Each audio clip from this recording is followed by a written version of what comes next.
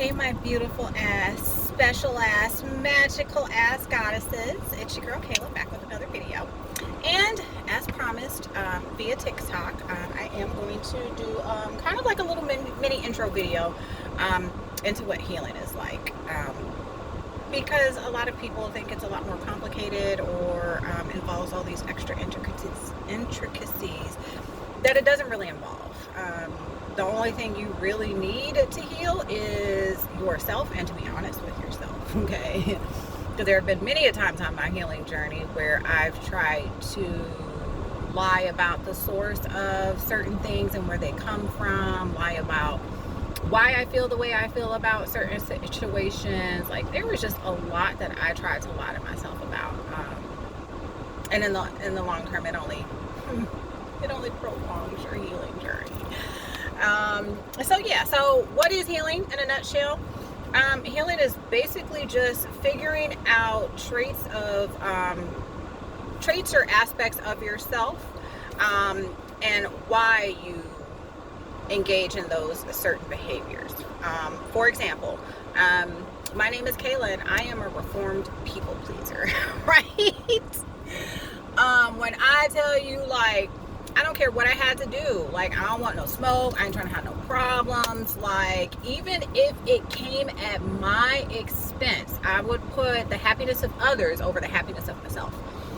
Especially when it came to family. There were so many things that I did not want to do, but I felt like I had to because, it's my family, and you're always supposed to do for family, even when family doesn't do for you. Like, just those types of issues and mindsets. So when I tell you I've had to undergo a lot of different transformations in my healing journey, and it wasn't easy, but it was literally the best thing I've ever done. So how do you begin the healing journey? Well, I remember when I began my healing journey and I kind of started learning about the aspects of shadow work and how to do all this intricate work for healing during the spiritual journey. I thunk back to the two immediate things that just kind of came to mind that I knew were unresolved issues that I hadn't healed that kind of led to my people-pleasing behaviors. One of those was a failed relationship from when I was 17, and it was also a twin flame relationship. And then the other one was childhood bullying. I dealt with a lot of childhood bullying. And when I thought back to it, it really wasn't as much of an issue as I perceived it to be, because I dealt with the bullying probably up until about 8th grade. And then 8th grade, I was like, bitch, you got a problem?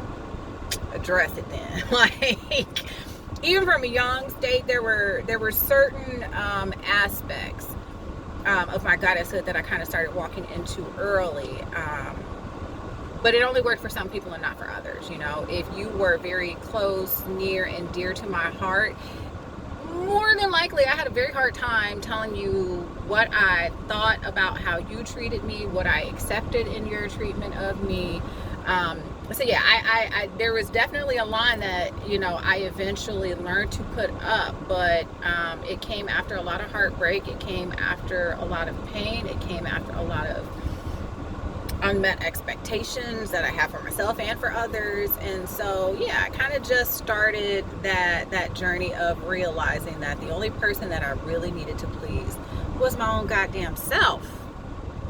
Okay, so you just kind of want to sit down with yourself, and whatever is the first thing that pops into your mind that just really hurt you the most, that's where you start. And if it isn't something that you can think of that hurt you the most, maybe it's something that you could start out and say, like, oh, well, I know I have a hard time speaking my truth. So why is that? Or I know I am really shy. Why is that? Or I know I'm emotionally unavailable to people. Why is that? Here's a spoiler alert that I found out the hard way. There are so many of our triggers and wounds and issues that need healing that literally just stem from our childhood.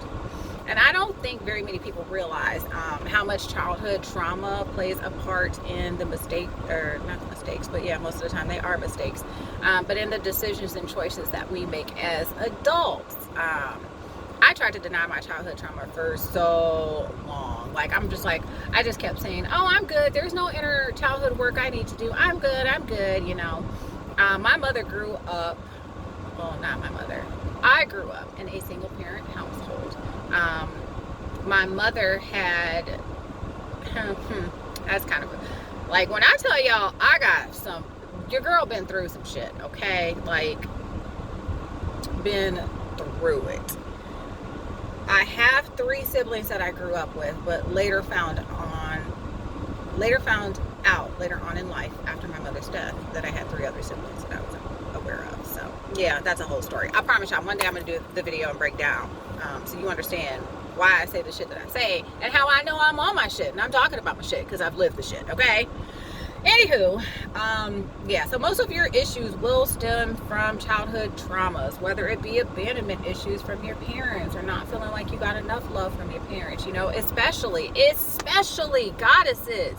If you are a millennial goddess, your ass grew up with some trauma, okay? This was the era where we had, you know, crack babies and crack cocaine was running rampant, especially in the Black community.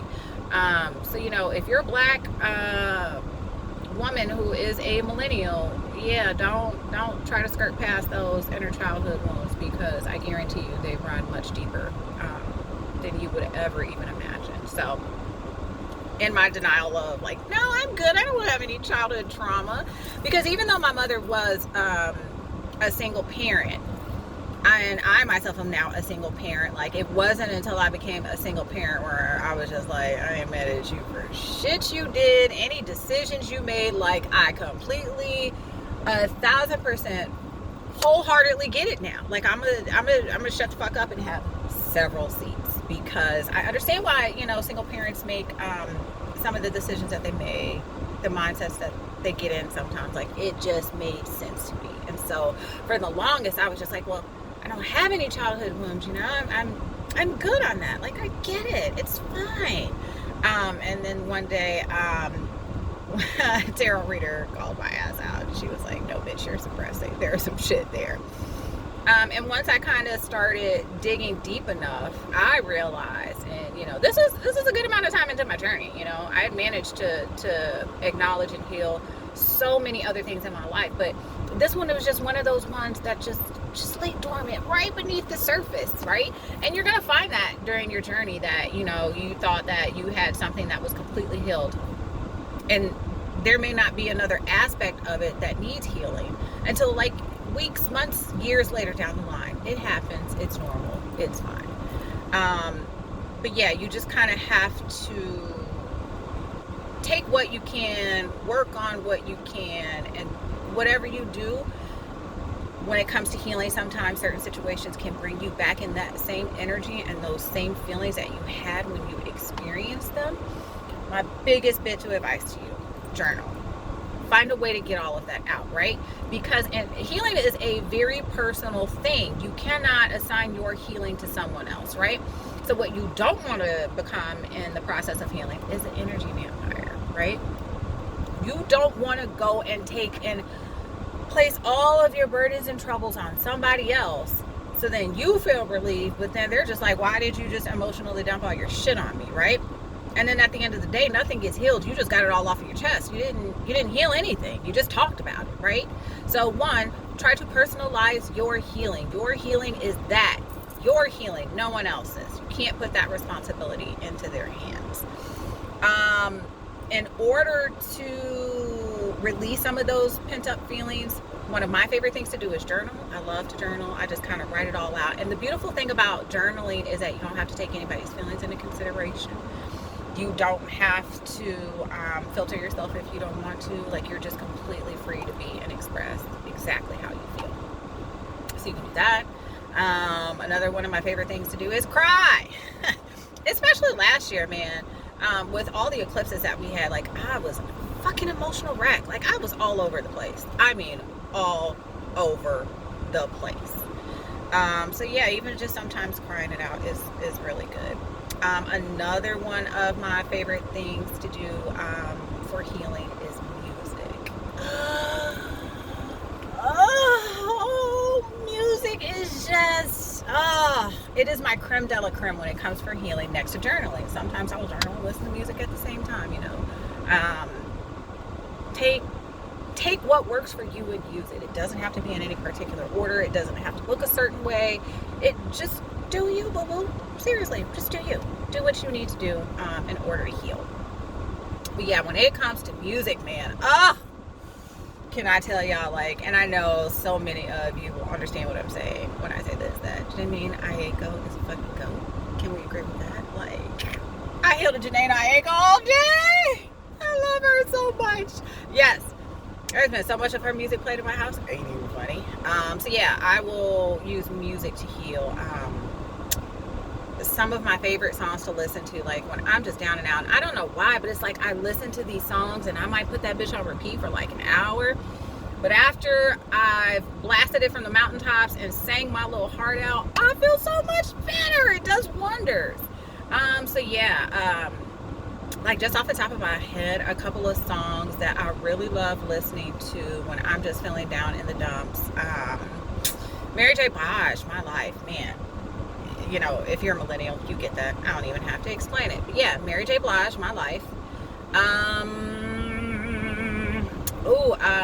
Her, I'm Not Okay. That's another really, really good song to listen to.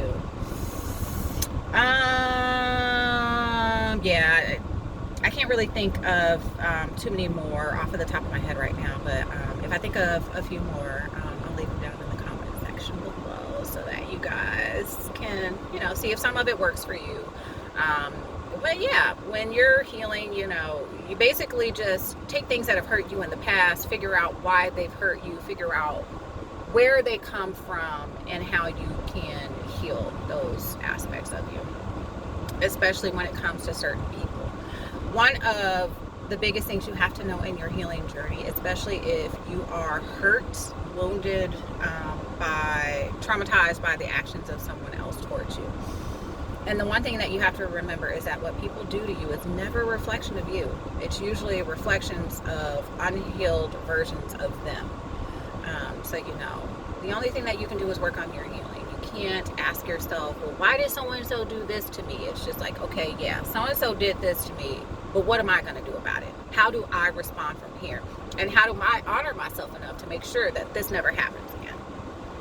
That's pretty much it. So, you know, it's hard work. It's heavy work. And I mean, you know, when I explain to you guys a little bit more of my life story and what I've been through, you'll be like, yeah, I get it. Like, this shit is not fun. But, you know, when you're kind of able to take a step back and look at it, like I look at the old version of myself and I'm just like, oh, she was so cute. Like, I love her, but I don't miss her. I like this version a lot better. So that's pretty much it. If you have any questions or want to email me about coaching services, you can reach me at divinefemrising11@gmail.com. And until next video, guys, be well. Mwah!